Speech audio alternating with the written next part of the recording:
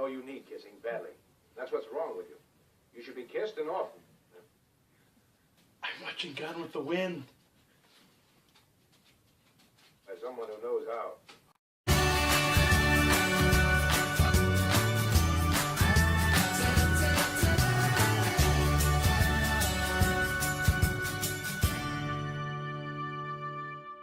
Hey Frankensteins. So I have a cold, so that's good, so my voice is kind of all up there.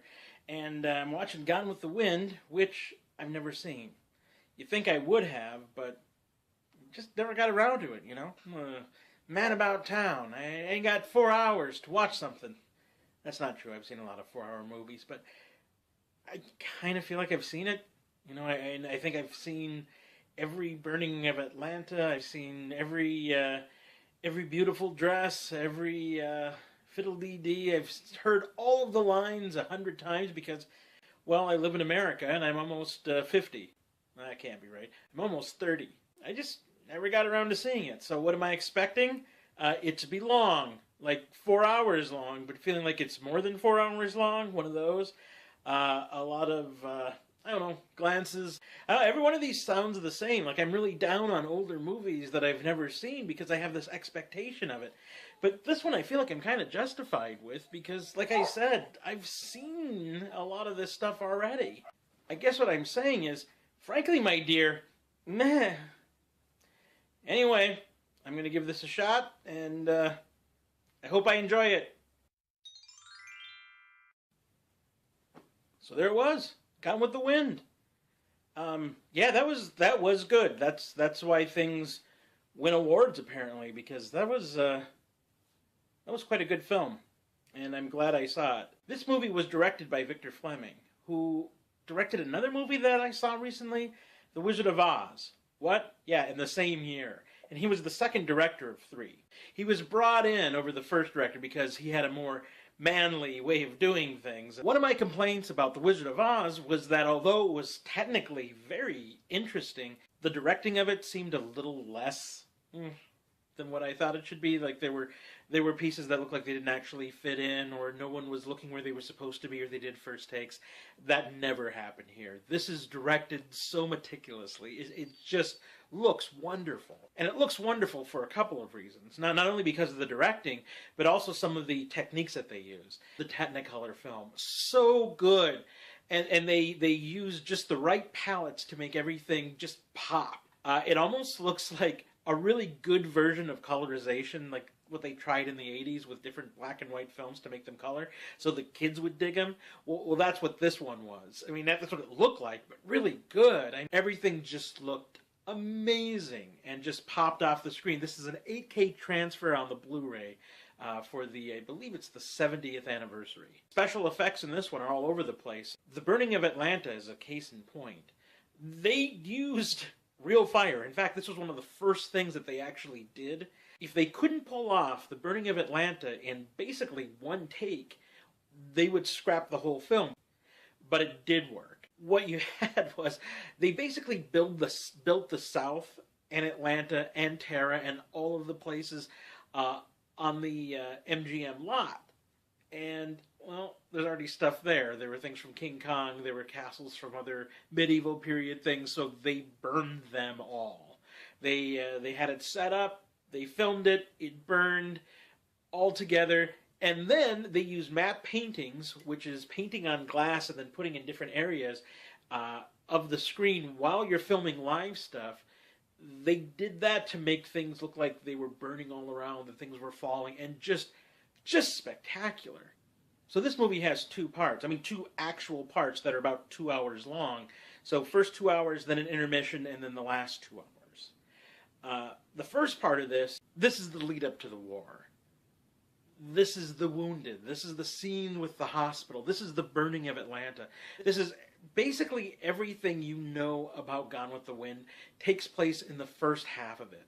And it's done really well. And by the time we get to the scene at the end, when Scarlett says, "I will never be hungry again," you just know some big stuff is about to go down.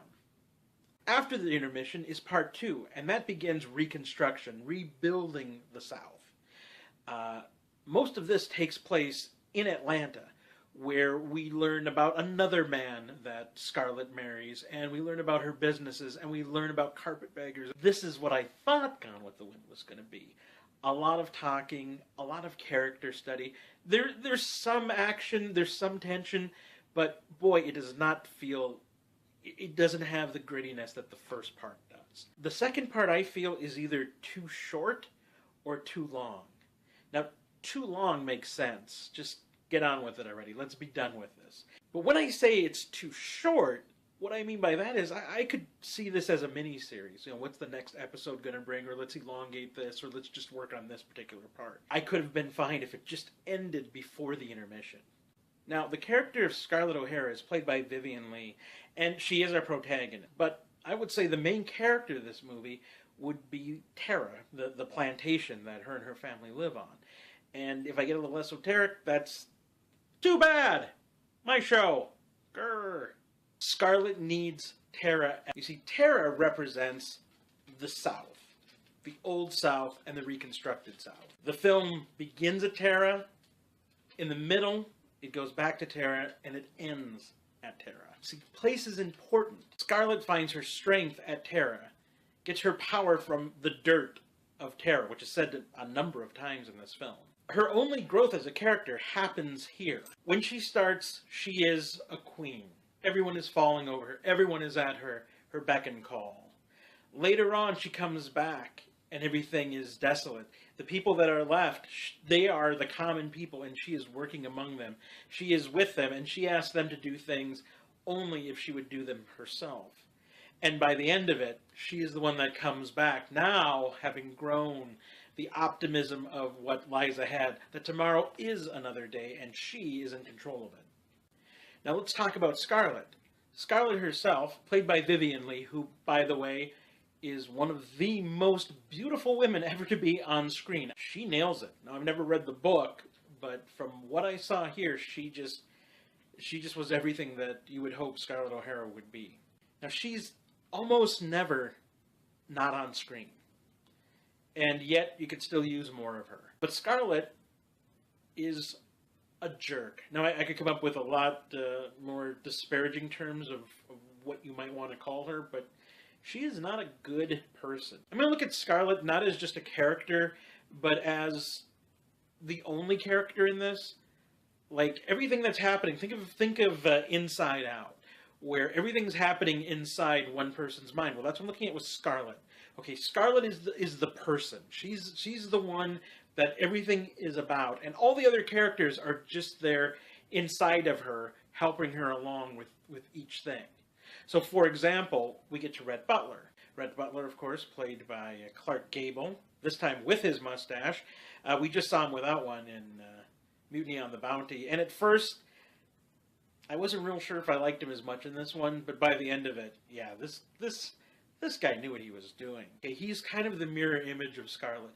He is a war profiteer. He is a scoundrel. He has dealings with gambling. He has deals with ladies of the evening. He's kind of a champion of lost causes, making sure that the causes can't be saved. That's when he joins up, and he sees in Scarlett that they are the same. She can see it, but she does not want to admit it. He knows his flaws, and he knows that he's flawed, but he wants to improve, and he will improve for the right woman, or the right cause, or a family, or whatever. He just needs something to push him in that direction, and he shows us that for the right thing, people can change, and people do need to change. Ashley is played by Leslie Howard. Ashley is the gentleman caller that Scarlett wishes she had. See, Ashley was kind of one of her suitors, but Ashley marries his cousin. Ashley always has a thing for Scarlett, always leads her on, and he's seen by Scarlett as the ideal. That if only she could have him, everything would turn out right. Everything that she's worked for, everything that's anything. If it was just her and Ashley, then they would rule the world. Well, we find out that maybe this is all imaginary. Ashley is someone that Scarlett cannot have, and she knows that. He's unobtainable, and he's also a lie.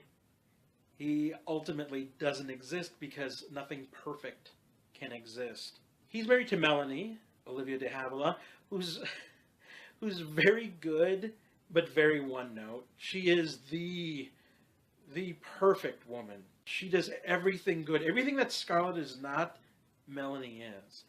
And she's also so boring, and they dress her so drably, and you can see that she should be held up by us, the audience, but we really want Scarlett to succeed, no matter how much of a jerk she really is. Are her and Ashley happy like they should be?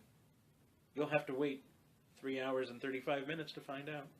Hattie McDaniels, playing Mammy, was the first African-American to win an Oscar for a supporting role. And she deserved it. She is so very good in this. And she plays the part of, well, her literal part is that she is a house servant. She is Scarlett's conscience. She is the one that tells her what to do. Everything that Mammy tells Scarlett to do is correct.